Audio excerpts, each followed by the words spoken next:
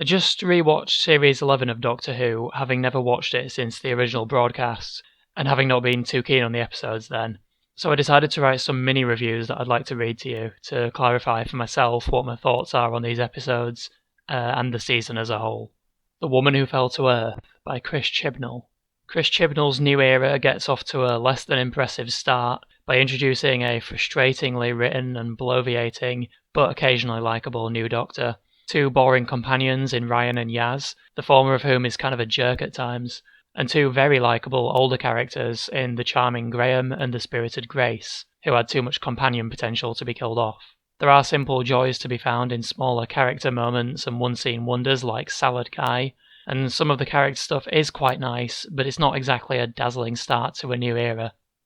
The Ghost Monument by Chris Chibnall. The best thing about this episode is its lively and engaging camera work, with some long takes, nice landscapes, and a lovely time-lapse of the night sky. Everything else feels about as interesting or provocative as a school residential trip, as the Doctor only stops going on quirky ramblings to pontificate to others about their morals. Ryan continues to be a misery guts, Yaz reminds us that she's a wet blanket by complaining about her family winding her up, and Angstrom and Ebzo force feed us their sob stories, and in the end it feels like nothing has even happened.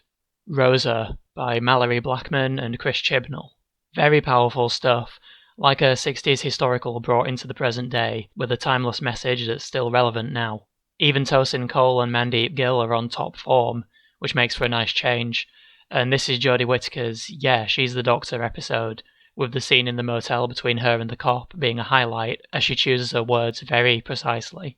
Arachnids in the UK by Chris Chibnall.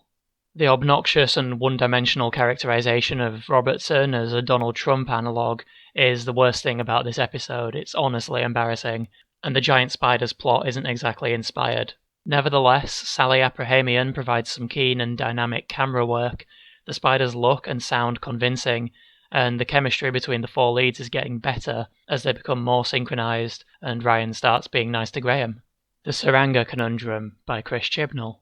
An episode that really wants to impress us, with the Doctor's cringy little speech about antimatter, Ryan's daddy issues, and Yossa's arc about becoming a father.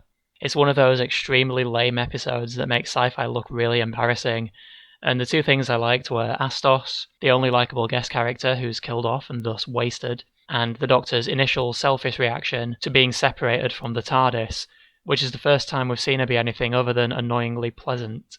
Demons of the Punjab by Vinay Patel. Another classic historical, finally giving Yaz and her family history some focus in a touching and human way that doesn't just rely on aliens for cheap thrills. The theme of remembrance brought by the Fijarians is sweet, and the Punjabi-inspired music is fantastic and really stands out for once, especially the unique rendition of the main theme over the end credits. Kablam by Pete McTeague. Promoting the rights of workers is a noble crusade, but maybe not the most exciting premise for Doctor Who, especially when it's as preachy and safe as this. The exploding bubble wrap is silly, and the over-reliance on green screen backgrounds is awkward. The Witchfinders by Joy Wilkinson. Despite the interesting historical setting and Alan Cummings' solid and sometimes hilarious performance as King James, this is basically just an okay runaround with goofy mud monsters and the usual flat, boring dialogue and platitudes. It Takes You Away by Ed Heim. An intriguing mystery and a heartbreaking concept that are kind of wasted on a silly alien, although the talking frog is pretty cool, and a pointless hell dimension that only exists for padding. Ryan finally calling Graham Grandad might be a simple arc, but it's surprisingly satisfying. The Battle of Ranskoravkolos by Chris Chibnall.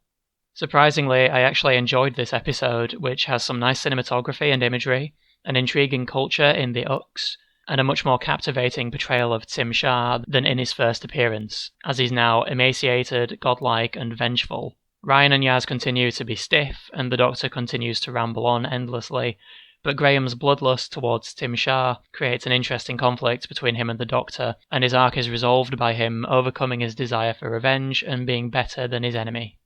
Resolution by Chris Chibnall. There are some fun ideas, like the ultimately pointless but kind of neat backstory about the three custodians, and the unique scrap metal Dalek, and Tosin Cole gives one good scene when Ryan confronts Aaron.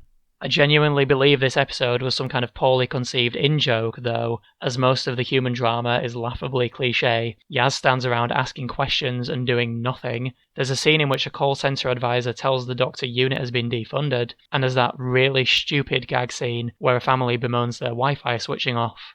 So here are my overall thoughts on the season. A shockingly messy debut season for Chris Chibnall as showrunner and Jodie Whittaker as the Doctor. There are about 3 really good episodes, and the rest are either plain awful or some strange mixture of good ideas and terrible ideas. The milestone new Doctor has some great moments, but is written in such an annoying way where she's always making quips and references, always babbling, and sometimes delivering condescending moral judgments or recycled platitudes.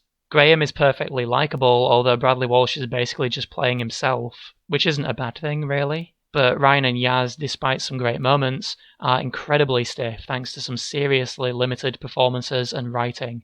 I appreciate how low-key this season feels, going back to basics with some simple sci-fi and historical setups, no returning villains except for a single Dalek in the New Year's special, and no grandiose story arcs, other than character development, for all companions but Yaz, unfortunately. But there are countless examples of things going wrong in the writing and directing. Forced character exposition or sub-stories for guest characters, especially when they're going to die later on.